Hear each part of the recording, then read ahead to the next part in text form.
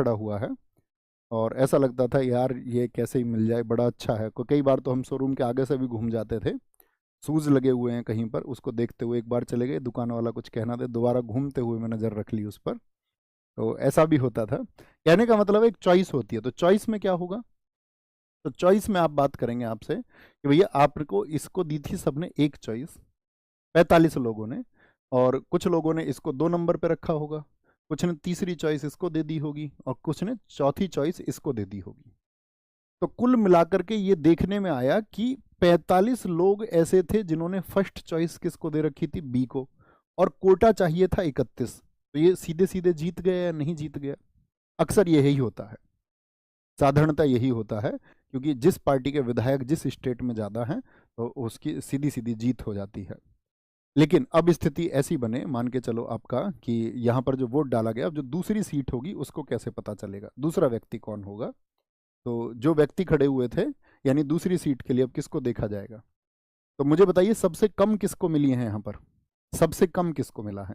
तो सबसे कम यानी कि डी को सबसे कम लोग चाहते थे, क्योंकि डी को क्या मिला है आपका, देखेंगे आप यहाँ पर, डी को यहाँ पर देखेंगे आप कि डी को यहाँ पर थर्ड लिखेंगे, थर्ड लिख दीजिए, थर्ड चॉइस, क्योंकि इसके सबसे कम है ना, नहीं थर्ड चॉइस तो ऊपर वो है आपका, ठीक है एकदम से, डी को हाँ थर्ड चॉइस ही तो होगा, 16-15 से तो ज़्यादा है ना, इसको फोर्थ पर कर लेना और चीज़ें आसान हो जाएंगी आपके समझने के लिए, ठीक है, तो ज़्यादा दिमाग नहीं लगाना पड़ेगा आपको।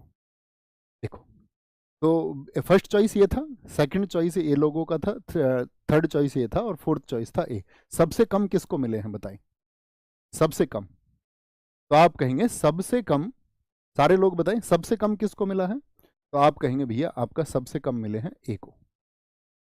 तो जिसको सबसे कम मिलते हैं, सबसे कम, उसको कर दिया जाता है दौड़ से बाहर, कि भैया आप आउट हो जाओ, दौड़ से बाहर, उसको क्या कर दिया जाता है, दौड़ से बाहर कर दिया। यहां तक का कॉन्सेप्ट क्लियर है? थम्स अप करके बताएं मुझे। ये तो हमने बताया, इतने मत चाहिए, अगर आपको सीधे सीधे मिल गए हैं तो आप विजयी हो गए हैं। फिर इसमें देखा जाता है दूसरे व्यक्ति के लिए कि भाई सबसे कम किसको मिले, तो सबसे कम जिसको मिले हैं उसको दौड़ से बाहर कर लिया जाता है। जैसे कि आप समझिए सबके बैलेट पेपर होते हैं, सबकी एक पर्ची होती है, और उस पर्ची पे सब चॉइस लिखते हैं, मेरी पहली चॉइस ये है, मेरी दूसरी चॉइस ये है, मेरी तीसरी चॉइस ये है, मेरी चौथी चॉइस ये है। तो जिनकी जो पर्ची हैं, कुछ लोगों ने तो इनको फर्स्ट चॉइस दिया होगा या नहीं दिया होगा। जैसे मैंने बोला जब बी के लोग हैं उन्होंने पहली चॉइस बी को रखा, तो कुछ लोग ऐसे होंगे जिन्होंने ए को भी फर्स्ट चॉइस पर रखा होगा, हाँ या ना? बेशक उसको ए फर्स्ट चॉइस पर रखने वाले लोगों की संख्या कम थी, लेकिन कुछ लोग तो थे जिन्होंने फर्स्ट चॉइस पर ए को रखा, हाँ। तो अब ए के जिसको दौड़ से बाहर किया जाता है उसके बैलेट पेपर देखे जाते हैं कि भाई ये तो दौड़ में बचा नहीं है, लेकिन उसके बैलेट पेपर में देखा जाता है कि इसने फर्स्ट वाला तो बाहर ही हो गया, अब ए तो बाहर हो गया। तो ए में देखा जाएगा ए के बैलेट पेपर्स में कि सेकंड जो प्रायोरिटी है वो किसको दी हुई थी, जो दूसरी वरीयता है इसके वाले लोगों ने, जो इसको पहले पर चाह रहे थे, तो उन्होंने दूसरा भी तो किसी को दिया होगा, हाँ या ना? जैसे आपसे मैं 4 चॉइस बोल दूं कि आप लाल शर्ट चाहते हैं, पीली शर्ट चाहते हैं, नीली शर्ट चाहते हैं, या आप सफ़ेद शर्ट चाहते हैं, 4 चॉइस थी आपके पास में। तो आपने कह दिया पहले नंबर पर तो मैं चाहता हूँ वाइट शर्ट को, ठीक है, मैं अपने हिसाब से बता देता हूँ आपको।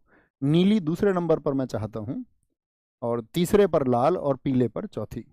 तो मैंने फर्स्ट चॉइस तो ये रखा सफ़ेद। ऐसे ही हम 90 लोग थे, 90 लोगों ने अपनी अपनी चॉइस दी। 90 लोगों ने तो ऐसे 90 तो मैं नहीं लिख सकता हूँ कि 90 बार मैं लाल पीली नीली सफ़ेद लिखूँ, आप कल्पना करिए। तो जब मैंने वाइट बताया और वाइट हार गया, तो किसी ना किसी को तो मैंने सेकंड चॉइस दे रखी थी, सेकंड चॉइस मैंने किसको दी थी, नीली को। तो अब सेकंड चॉइस वाली चुने जाएंगे और वो दूसरे को हस्तांतरित कर दिया जाएगा कि भाई मान के चलो 10 लोग ऐसे थे, उन्होंने उन्होंने 10 लोगों ने कहा था कि नीली को, या आपका जितने भी लोगों ने कहा हो, कोई भी कल्पना आप कर लीजिए, तो वो क्या मान लिया जाएगा, किस पे शिफ्ट हो जाएगा इसका, इसको बोलते हैं ट्रांसफरेबल वोट। तो जो सेकंड प्रायोरिटी, क्योंकि ए तो बाहर ही हो चुका है, वो हार चुका है, लेकिन उसका जो मत दूसरा दिया गया था उसका तो मूल्य नहीं भूल सकते, तो उसको बोलते हैं एकल संक्रमणीय मत। बात क्लियर है? तो उनको किस में बांटा जाता है कि इसने फिर किस किस को चॉइस किया था, उस हिसाब से फिर बांटा जाता है। तब भी निर्णय ना निकले तो फिर थर्ड चॉइस वाले को देखा जाता है, फिर उसकी वोट में कि उसने उसके वाले को सेकंड किसने दिया था, या फोर्थ वन को देखा जाता है। जब तक नतीजा नहीं निकलेगा तब तक ये प्रक्रिया की जाती है। बात क्लियर है? कॉमन सा आपको याद रखना है, कोटा को सबसे ज्यादा में कौन जीतेगा, और अगर नहीं जीतेगा आपका तो क्या होगा, फिर उसकी वोट को क्या है, ट्रांसफर करके देखा जाता है। ठीक है, कोई दिक्कत, कोई परेशानी? थोड़ा कॉम्प्लिकेटेड है, लेकिन अगर ध्यान से सुना होगा, नहीं सुना होगा तो फिर से एक बार इसको सुनना, मैंने आपको 2-3 बार बता दिया है। ओके, ठीक है।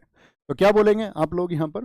तो ये ऐसे चुनाव होता है, इसी को हम बोलते हैं आपका सबसे कम वोट वाले को बाहर, अगर कोटा मिल गया तो सीधे जीत, अगर कोटा नहीं मिला है तो फिर क्या होगा, फिर ट्रांसफर होगा। ठीक है, कोई दिक्कत? अगली बात पर आते हैं, लिखना नोट बना के। राज्यसभा, राज्यसभा कभी भंग नहीं होती। राज्यसभा कभी भंग नहीं होती, भंग नहीं होती, भंग नहीं होती है। भंग नहीं होती है का मतलब क्या, कि आपका राज्यसभा विल नेवर, भंग का मतलब क्या, डिसॉल्व, भंग नहीं होगी, कभी भी डिसॉल्व नहीं होगी। देखो, डिसॉल्व शब्द को ध्यान से सुने, जब हम कभी भंग की बात करेंगे तो भंग का मतलब क्या होता है, कि उसका विघटन नहीं होगा, यानी कि उसका डिसॉल्वमेंट नहीं होगा, विघटन नहीं होगा।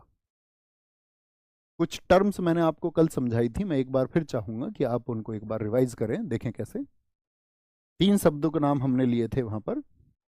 एक शब्द था हमारा स्थगन, जो आर्टिकल 85 में है, स्थगन। एक शब्द था आपका सत्रावसान, और एक शब्द था हमारा विघटन। अच्छा, मुझे पहले तो छोटी सी चीज ये बताएं इसको सीखने से पहले, कि लोकसभा को, जो लोकसभा है उसको विघटित किया जा सकता है, हाँ या ना? यानी कि हमारा जो लोकसभा है उसको डिसॉल्व कर सकते हैं? तो क्या बताया था कल, मैंने स्थितियां बताई थी, हाँ 5 वर्ष से पूर्व भी उसको किया जाता है।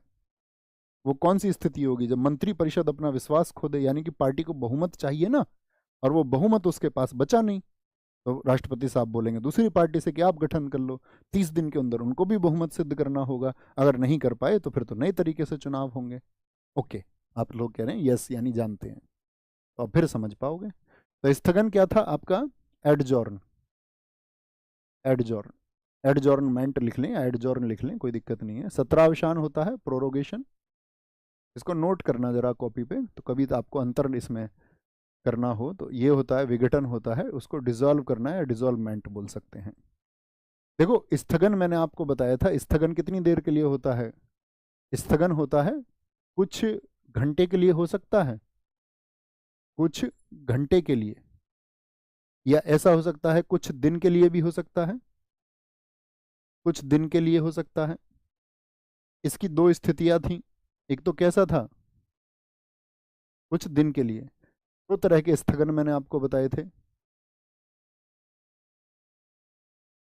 एक तो साधारण बताया था, कि साधारण में तो क्या है कि कह देते हैं कि भैया आप आज जाइए, और कल सुबह, कल जो है वो आपका कल जो है बैठक होगी, तो समय बता दिया गया तभी के तभी। एक होता अनिश्चित काल के लिए, अनिश्चित काल वाले को क्या नाम दिया था हमने, कि लोकसभा अध्यक्ष ये कहते थे कि ठीक है, आप जो है इस बैठक को स्थगित किया जाता है, और टाइम नहीं बताया जाता अनिश्चित काल के लिए, और ये भी नहीं बताया जाता है कि अगली बार हम कब बैठेंगे, वो साइन डाई स्थिति है। ठीक है, तो स्थगन का मतलब है वो कुछ घंटे के लिए, कुछ दिन के लिए होता है। सत्र का मतलब क्या होता है, सत्र समाप्त, सत्र समाप्त, पूरा सत्र खत्म हो जाता है, सेशन एंड हो जाता है, जैसे कि बजट सेशन है, पूरा सेशन एंड हो जाता है। जैसे कि मैं आपसे बात करूं, जैसे बजट सेशन है आपका, तो बजट सेशन कब से कब तक चलता है, अभी हम तीनों सेशन को बताएंगे आपको, अभी थोड़ा सा समझे। जो बजट सेशन है हमारा, जो बजट सत्र है, उसमें नेताजी लोग बैठते हैं फरवरी से मई, फिक्स नहीं है कि फरवरी से मई ही होगा, जनरली यही होता है, साधारणतः यही होता है ऐसी कोई व्यवस्था नहीं है कि फरवरी से मई तक ही होगा, ठीक है। तो वो आपका हो सकता है कभी मार्च से शुरू हो, तो फरवरी से मई होता है जनरली। तो जब मई आता है, मई, तो फरवरी में तो सत्र शुरू हुआ और मई में क्या हुआ, सत्र समाप्त हुआ। तो सत्र जब समाप्त होगा तो क्या होंगे, जो उस सदन के अध्यक्ष होंगे, जैसे लोकसभा में कौन है, लोकसभा अध्यक्ष। राज्यसभा में कौन होते हैं, तो राज्यसभा में होते हैं सभापति। तो वो जब ये कहते हैं कि हमारी बैठकें समाप्त हो चुकी हैं, हमें बजट सत्र में जो काम करना था वो हमने कर लिया, जो कानून हमको बनाने थे वो हम बना चुके, अब हमारे जो काम है वो समाप्त हो चुका है, राष्ट्रपति साहब को इस बात के लिए बताते हैं, राष्ट्रपति साहब घोषणा कर देते हैं सत्रावसान की। तो जो सत्रावसान का अधिकार है वो किसको है भाई, जो सदन के प्रमुख होंगे लोकसभा या राज्यसभा के, वो राष्ट्रपति से कहेंगे, और राष्ट्रपति साहब कैसे देते हैं, सेशन इज एंड, ये राष्ट्रपति साहब को अधिकार है कि सत्र समाप्त हो जाएगा। ओके। विघटन का अधिकार, विघटन कब होगा, तो विघटन राज्यसभा का तो होता नहीं कभी भी, लोकसभा का किन स्थितियों में होगा वो मैं आपको बता चुका हूं कि उसको डिसॉल्व कैसे किया जाएगा। ये बात क्लियर है। तो डिसॉल्व करने का अधिकार भी किसको होगा, वो भी साथी आपका राष्ट्रपति को होगा। मैंने कहा था या तो प्रधानमंत्री की सलाह से कर सकते हैं, लेकिन प्रधानमंत्री ऐसी सलाह क्यों देंगे कि भैया आपका लोकसभा को आप विघटित कर दें, ये कल हमने बात की थी। कारण क्या है, विश्वास, जो उनका जो आपका विश्वास प्रस्ताव है, विश्वास मत है, उसको वो खो दें, if they loses the confidence, ठीक है, विश्वास को वो खो दें, तो आपका उससे पहले उसको विघटित कर लिया जाता है। ये अधिकार राष्ट्रपति के पास में। स्थगन के अधिकार किसके पास में है, सदन के प्रमुख के। तो लोकसभा में तो किसके पास होंगे, स्पीकर के पास होंगे। लोकसभा में कौन कर सकता है, स्पीकर, और राज्यसभा में ये अधिकार किसको होगा, सभापति को होगा, सभापति को होगा। यानी कि आपका यहां पर तो स्पीकर कर सकते हैं, और यहां पर कौन करेंगे, यहां पर चेयरमैन करेंगे। इसको प्रमुख को स्पीकर कहते हैं और उसको क्या कहते हैं, चेयरमैन कहते हैं। बात क्लियर है, आगे बढ़ सकता हूं मैं थोड़ा सा। तो मैंने कहा विघटन इसका कभी नहीं हो सकता, तो स्थगन हो सकता है क्या, हाँ जी, जब राज्यसभा का कोई सत्र चल रहा हो तो उसका सत्रावसान हो सकता है, हाँ जी। सभापति महोदय कहेंगे किससे, राष्ट्रपति से, कि सत्र का जो काम है वो खत्म हो चुका है, आप इसको अब एंड कर दीजिए, सेशन को एंड कर दीजिए। सत्र का अवसान, अवसान का मतलब ही होता है समाप्ति। विघटन लोकसभा का होगा, किन स्थितियों में होगा वो बात कर चुके, राज्यसभा का कभी नहीं होगा। तो राज्यसभा का मैं आपसे पूछूं, यहां पर बड़ा इंपॉर्टेंट है, राज्यसभा का कार्यकाल कितना होता है, आप बताइए। राज्यसभा का कार्यकाल, सिलेक्शन पोस्ट 2023 में बड़ा अच्छा क्वेश्चन पूछा गया था यहाँ से, राज्यसभा का कार्यकाल कितना होता है। तो वहां पर 4 ऑप्शन दिए गए थे आपका, 6 वर्ष, 4 वर्ष, जब तक राष्ट्रपति चाहे, जब तक एज राष्ट्रपति विश, या कोई नहीं। तो क्या चुनना था आपको, अब आप समझ गए होंगे कि राज्यसभा का स्वयं का कोई कार्यकाल नहीं होता, क्योंकि वो विघटित ही नहीं होती, वो तो चलती ही रहेगी, अनवरत है, अनवरत, शाश्वत है, चलती रहेगी, ठीक है, जब तक उसको खत्म नहीं किया जाएगा। तो राज्यसभा का कार्यकाल क्या बोलेंगे, कोई नहीं है, कोई नहीं। लेकिन राज्यसभा सदस्य का पूछेंगे, राज्यसभा सदस्य का अगर पूछ ले आपसे, वो मैंने आपको बता दिया अभी, मेंबर ऑफ राज्यसभा, इनका कार्यकाल कितना होगा, ये 6 वर्षों का होगा, 6 वर्षों का। इसी में क्या स्थिति है, प्रत्येक प्रत्येक 2 वर्ष में, प्रत्येक 2 वर्ष में 1/3, 1/3 का मतलब क्या हो गया, 1/3 किसको बोलते हैं, 33% को, 1/3 सदस्य, 1/3 सदस्य अवकाश ग्रहण करते हैं, अवकाश, अवकाश ग्रहण करते हैं, या ये लिख लीजिए सेवानिवृत्त हो जाते हैं, वो ज़्यादा सही शब्द है, सदस्य सेवानिवृत्त हो जाते हैं। अवकाश में ऐसी फीलिंग आती है ना कि छुट्टी पर चले जाते हैं, सेवानिवृत्त हो जाते हैं, क्या हो जाते हैं, सेवानिवृत्त हो जाते हैं। यानी हम कह सकते हैं 1/3 मेंबर्स। अब उस स्थिति पर हमको विचार करना है कि 1952 में पहली बार राज्यसभा के सदस्य बने, 1952 में, तो इस स्थिति को कैसे किया गया होगा सॉल्व। भाई जैसे मान के चलो आज 2024 में है, 2024 में कोई आपका राज्यसभा का सांसद बनेगा, 2025 चल रहा है अब, तो 24 बहुत दिनों तक दिमाग में रहेगा, 25 चल रहा है अभी, तो 25 में जो आपका सांसद बनेगा वो कब तक रहेगा? तो आप कहेंगे 2025 में जो सांसद आपका राज्यसभा में बनेगा, राज्यसभा का सदस्य बनेगा, तो 2031 तक रहेगा।